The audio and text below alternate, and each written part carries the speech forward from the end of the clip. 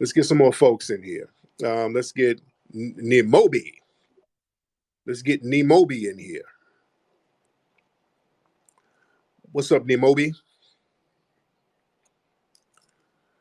Nemobi, where you at? Oh, that's by accident. I'm sorry. Oh. Okay, you didn't want to get on? No. You didn't want to get on? No, I was trying to get out my bed because my leg is stuck and it hit the phone. I'm just listening. Okay, there you go, dear. Okay. All right. Okay. How your leg hit the damn phone? Lord. How clumsy are you? Her leg hit the phone. Girl, get up. What you doing in bed this late? That's some nigga shit. Being in bed on Saturday to 3 in the afternoon. Get your ass up and get them babies some Lunchables. You know you got kids you got to feed in there. Y'all get hella lazy on the weekend. No, the weekend ain't for you to lay on your ass all day and the kids in there tearing up everything and eating Doritos for breakfast. Go in there and get them kids some breakfast. All right, let's get Stan in here. Let's get Stan, and then we're going to get Bowman. We're going to get Stan and Bowman. All right. What's up, Stan? Hello. What's up, bro? Wait, that's Bowman. What's up, Bowman? Hey, how you doing? I wanted to just talk about why the music really quick was sabotaged. They know that when we move, the world moves. That's one thing. And well, your phone moved too, brother. What happened to your phone, brother? Okay. My brother's phone moved. But yeah, as far as the music, man, the music, really the energy and the frequencies of the music, they understand that that's very important too. They understand that frequencies are important. They would have meetings about this stuff back in the 60s and 70s. That's why they would put little messages in music in the 60s. Remember back in the day, there was this big controversy about spinning records backwards, and they're putting these subliminal messages in records and satanic messages in records. That was a big thing in the 60s and 70s. So they were doing that type of stuff then. So they understand frequencies. DJ Quick was talking about in a recent interview. Shout out to Quick. I love Quick. Phenomenal producer. He was talking about how digital music and music on tape is different. There's a different vibe with music on tape. Remember music back in the 70s, 80s that we used to listen to? You felt a certain energy from the record, also from the vinyl. And Bobby Hemmett would talk about the frequencies that came from vinyl records, but digital music, it's all computerized, so the feeling ain't there like it was back in the day. With tape, that tape was magnetic. So not only are you recording the voices and the music, you're recording the energy from the room. The magnetism from the room is being absorbed on that tape. So if you remember songs from back in the day, it was a richness to it. You could feel the energy. You could feel the vibe. You feel like you were almost there in the studio with that artist. It hit you differently coming from the tape. That's why you see a lot of music aficionados, they like a lot of analog stuff because a lot of the vibe and the energy was a little bit different. You see? Even with vinyl records, the energy of a vinyl record is a little bit different. It's a more rich feeling. That's why vinyl records are, people are collecting vinyl records like crazy now. Vinyl records are a huge commodity. Even our Mink Slide group, the vinyl records that we did vinyl for our first album, that sells crazy all over the world from collectors all over the world getting these vinyl records. Because they understand. See, we don't understand. We don't really collect vinyl like we should. But people in the dominant society, they understand. They understand the energy is different. The vibe and the frequency is different. They're big on collecting vinyl records. We give a lot of our vinyl records away. We like new technology. We want the new shit. So we better understand certain frequencies and energies that we have. Let's get Stan on, and then I'm gonna get my brother Dwan B after Stan. Stan, you ready, brother? Yes, sir. Yes, sir. Can you hear me? I can hear you. How you doing, fam? I'm doing pretty good. I'm gonna make this real quick because I'm at work. I'll say another thing that is very important for us to protect in our culture, besides just the music aspect, is the cinema aspect. I was watching The Wiz the other day, a classic movie. I'm 23. You know, my grandparents, my mom, dad put me on good classic movies like that. But just The Wiz with Diana Ross and Michael Jackson and that crew, that was that energy right there. What you're just talking about, that whole energy of that movie, you could feel it. But I'm gonna Yeah. land my plane right there. Thank you, brother. Very good point. I love the movie The Wiz as a kid. And let me tell you something. The movie The Wiz flopped at the box office. The movie The Wiz was a huge flop. White people hated that movie. White people did not go see that movie. You know why? White people thought that movie was blasphemous because it was a black version of The Wizard of Oz. And The Wizard of Oz, that's a white staple. You don't touch their iconic works. See, everybody can come and rape our stuff. You can do whatever, but you're not supposed to touch their stuff. They're like, how dare you niggerify The Wizard of Oz? That's a holiday favorite. Remember, back in the day, they used to play The Wizard of Oz every year, I think around Christmas. So that was a thing. That was a thing in white society, the Wizard of Oz movie. With Judy Garland, that was their thing. So how dare you have them Negroes grooving and dancing? And The Wiz was a fly movie, man. It was a phenomenal movie, but they don't like you touching their stuff. You know, that's why you don't hear nobody talk about the new king of rock and roll. They'll talk about the new king of pop every other decade. Well, Justin Timberlake is the new king of pop. Harry, whatever his name is, he's going to be the new king of pop. You know, they'll try to replace the king of pop name. And the Jackson family estate, they own the king of pop logo, by the way. But they never do that with the king of rock and roll. They never say somebody else is the king of rock and roll. The Elvis is the king forever. He's the forever king of rock and roll. And they don't touch that. And they don't let nobody else touch it. And by the way, yeah, and I was, you know what, I was looking, because I'm doing a lot of research already for the new documentary about the hip hop documentary. And I've been doing a lot of research about some of the old music and the old dances. And a lot of Elvis stuff pops up when you start looking up archival footage from the 50s, because I'm looking up a lot of the archival stuff, and a lot of Elvis stuff comes up. And let me keep it a buck. Elvis was mediocre as fuck. When you look back at Elvis, Elvis was so mediocre. Let's be, no, I'm not hating on Elvis, but when you look at some of those, Elvis had 2 or 3 little janky ass moves he learned from some niggas, and they just act like that was the second coming of Christ. Elvis did these 2 little janky moves and a couple of hip thrusts, and he did those real flicked. Elvis was mid. Elvis was mad mediocre, man. Because when you look at what was really James Brown and some of these other black art, they were grooving back then. Some of these black entertainers, they were rocking the hell out for real, for real. And then when you look at Elvis, I'm like, all right. But that whiteness takes you a long way, don't it? Let me get my brother Dwan B in here. Dwan B, hop on, brother. What's up, man? 2 quick points. Well, one, Elvis couldn't do nothing with Jackie Wilson. That's one thing. That's Real talk. But 2 quick points. There was a lawsuit that just recently happened with Quincy Jones and the Michael Jackson estate over Bad 25. And when you go through and listen to it, to go to your point you were talking about earlier as far as the sound, they totally crapped on they messed the whole sound thing up. They took out all the 3-dimensional aspects of it. They took out the surrounding feel and just made everything loud when they reissued the Bad 25 album. So that's what that lawsuit's about, because they just basically shitted on the sound. And they did that on purpose. So that goes to prove what you're saying, right, as far as sound goes. Yeah. Another thing they did was back in the 70s, they took the string arrangements out. The string arrangements are the wind. That's the air of the music. That's the emotion. That's what gets your emotions swirled up. That's what gets the music to get you really feeling the music. So the first thing that they did when they took our R&B was they took out the string section, because the string section, to go along with an Aretha Franklin voice, couldn't do nothing but move your soul. That's why those Gamble and Huff records were so soul stirring, because they had them strings in it with that funky bottom. Right about that. Like my father-in-law wrote those string sections for a lot of the Motown hits, and he always talked about when he wrote those string sections for Michael Jackson or Lionel Richie or the Temptations, it was always to put you in a certain mood, and he get those moods just out of the feeling of the song. He would say when he would record with Marvin Gaye would say, "Hey, the girl left me."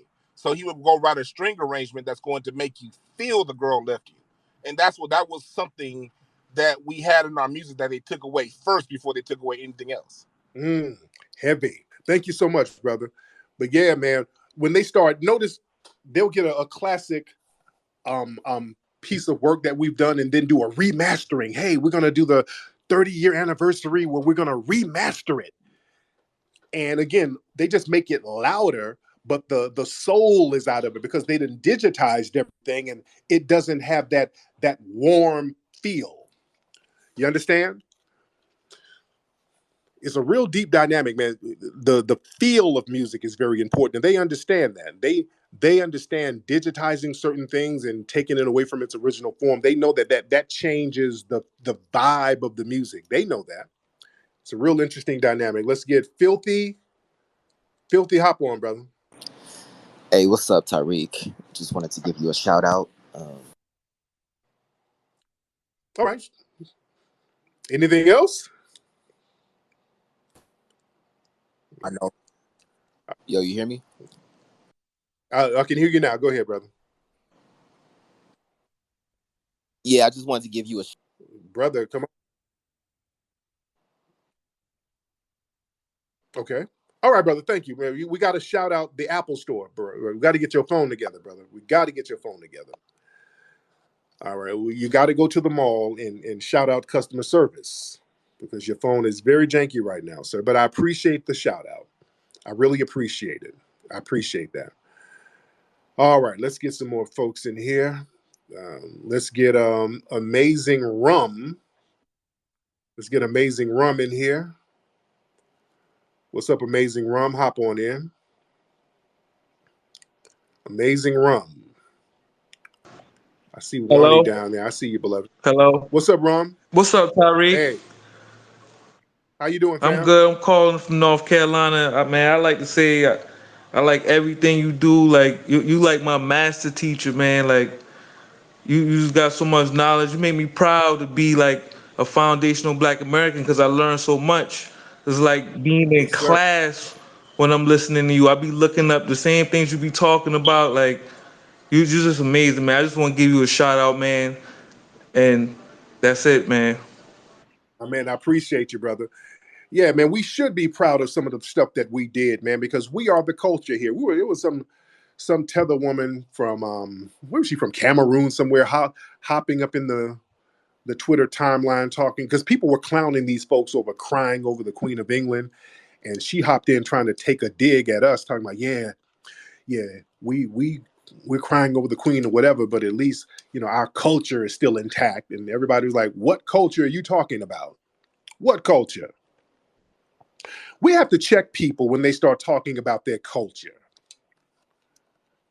as opposed to ours. You all, man, we've let folks sit around and say little slick stuff and we just kind of brush them off. Anytime one of these folks who are non-FBA starts talking about their culture, all you got to do is ask a simple question: what culture? Explain what your culture is. And that simple question will have them stuck. And that's not even a trick question. Whenever these people start talking about their culture, all you got to do is ask them, what culture? What is your culture? And that simple question will have them stuck. They don't even have an answer. They literally don't have an answer. Remember the Nigerian chick who was crapping on FBAs a few weeks ago, and then she made an apology video and she tried to do a live, and somebody asked her, what's her culture? They asked her, what have you done? Like, FBAs have done things that have impacted the world culturally. What have you done and what's in your culture that has impacted the world? And she got stuck, and the best thing she came up with was shea butter. That fool said, well, we got shea butter and we give shea butter to the world. You see what I'm saying?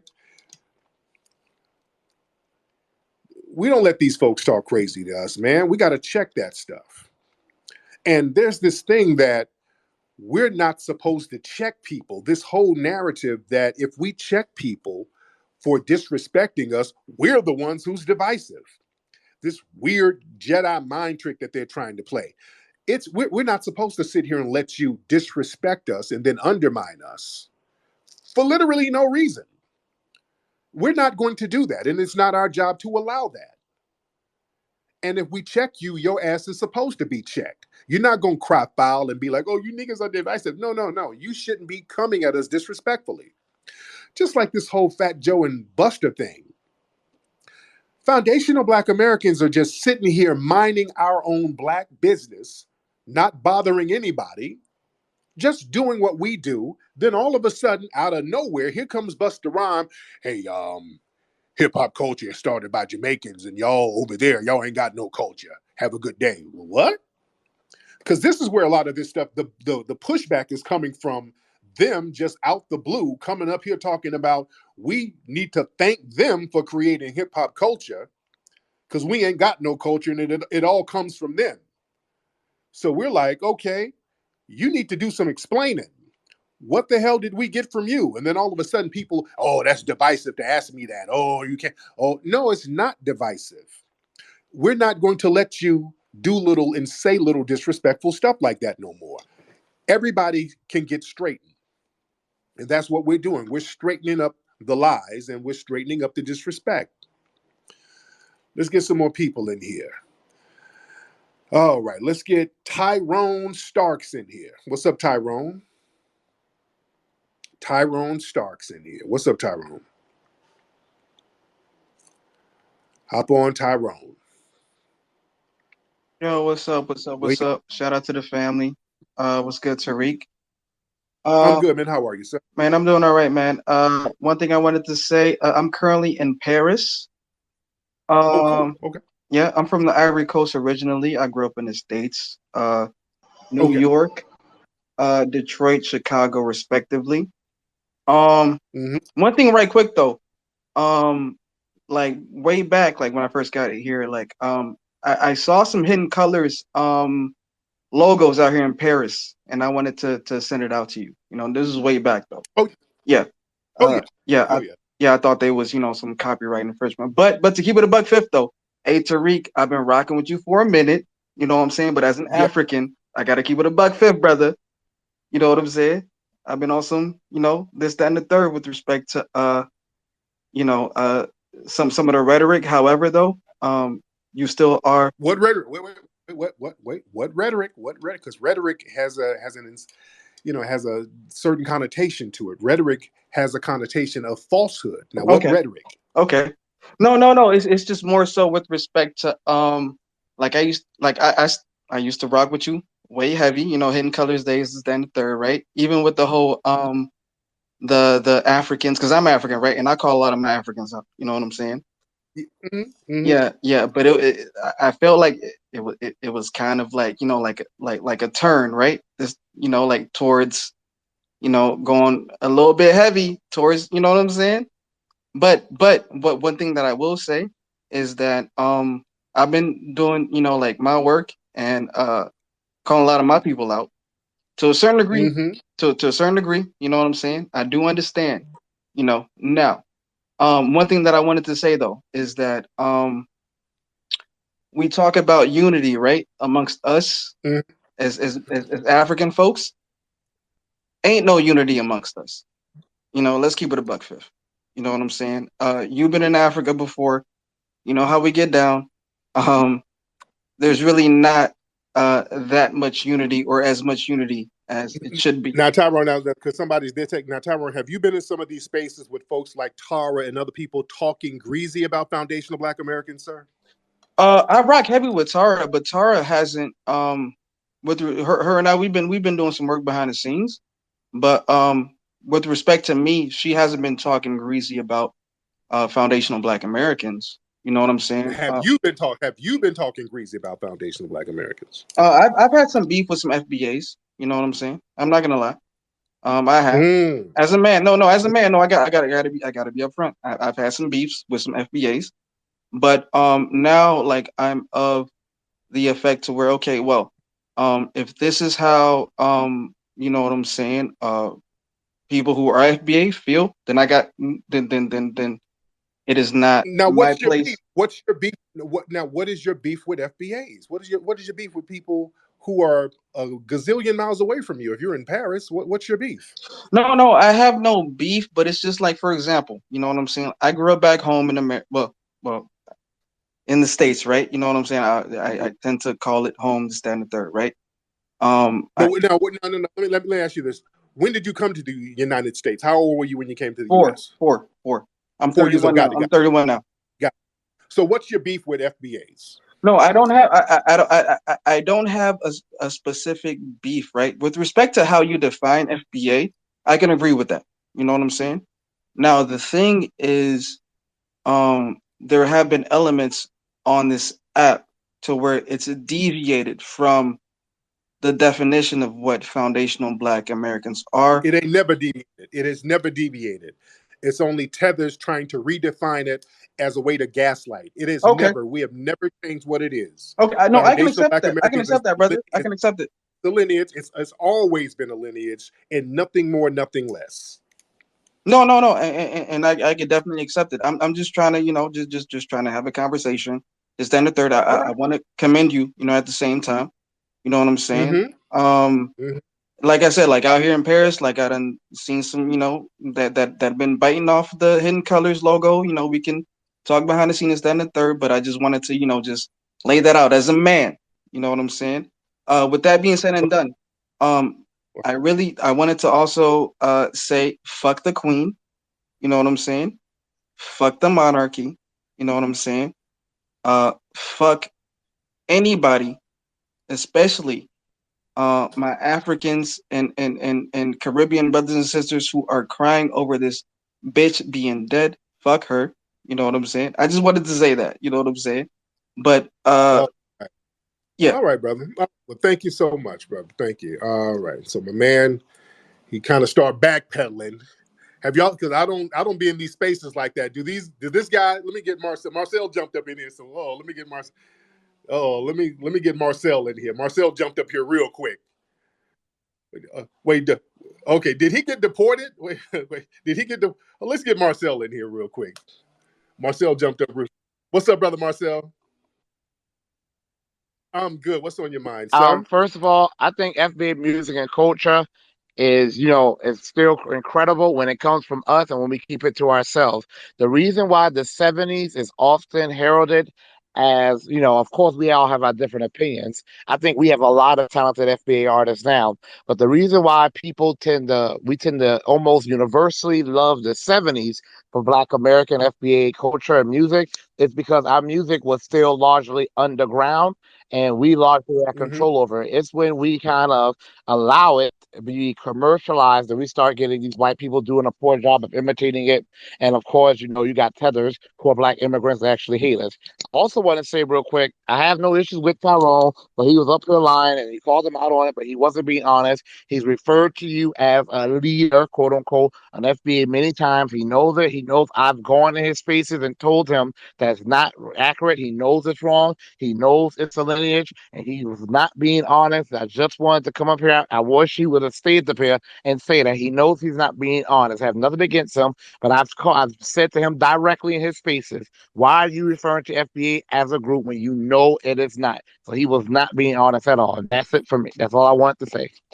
Thank you. Let me get Sonny in here because Sonny hopped up. Sonny threw the hands up real quick. Hop on, brother Sonny. Yo, Flex, what's going down, family? I'm good, man. What's on your mind, Sonny? Man, these people, in these spaces, these people be trying to throw that leader jacket on you. They be saying disparaging things about foundational Black Americans, but then when Tariq opened up a space, then they switch up so crazy, man. It's hilarious, man. That the Tyrone guy, I think he got deported. He over there in Paris. He somehow feel like he has to right his wrongs because on both sides of his family, they own and sold slaves. So I'm ready to have that conversation too, Flex, whenever, the next space, when we going to talk about Africa's willing role in the participation of the transatlantic slave trade. And we need for Tyrone to cash out all the FBAs in this space right now. Real talk. Where's Tyrone? Thank you, brother. Yeah, I knew Tyrone was fronting because I haven't heard from the guy. I don't know him, but just he started kind of tether babbling a little bit. I could tell by the tether babbling. Hold on. Wait, I said some things, but over here in Paris, the food is real good. He started, what the hell are you talking about? You can tell a nigga's full of shit when they start changing the subject. I'm like, man, did you say some funny style stuff? Well, you know, I talked to Tara one time. I haven't talked to her again. We talked about eating some food, but I do not know. But I'm going to be a man. I said some things, but it is real cold over near the Eiffel Tower because I'm in Paris right now. I'm like, nigga, what are you talking about? That nigga was boochie popping and backpedaling. Tyrone, you got deported. People are saying I'm getting texts saying you got deported. Well, you over here trying to pull a twist and got deported, bro. See, this is one of the reasons why we can't fuck with a lot of niggas, because they be lying. Y'all be deceptive. We don't need lies and deception. Don't come over here skinning and grinning and then you get behind the scenes being deceptive. We don't need that. Let's get Black Alpha Network in here. Let's get Black Alpha. Black Alpha Network, hop on, brother. And I can hear you, man. What's up, fam? The Tether two-step, the coon walk. he lying. Everybody in this chat done seen that guy before. Hey, and to point out what you be saying, brother, a lot of things they do, they pick 4 or 5 things that they know FBA don't rock with, and then they'll start off trying to say that to get us on their side, and then here come the Tether babble. They do that every single time. They'll be like, I don't care about the Queen, or I don't like the Republicans, but, and then they'll try to flip it on us. So that's just the Tether babble family. That's all I want to say. No, thank you, brother. Yeah, well, they be trying to be slick. Oh, they be trying to be slick.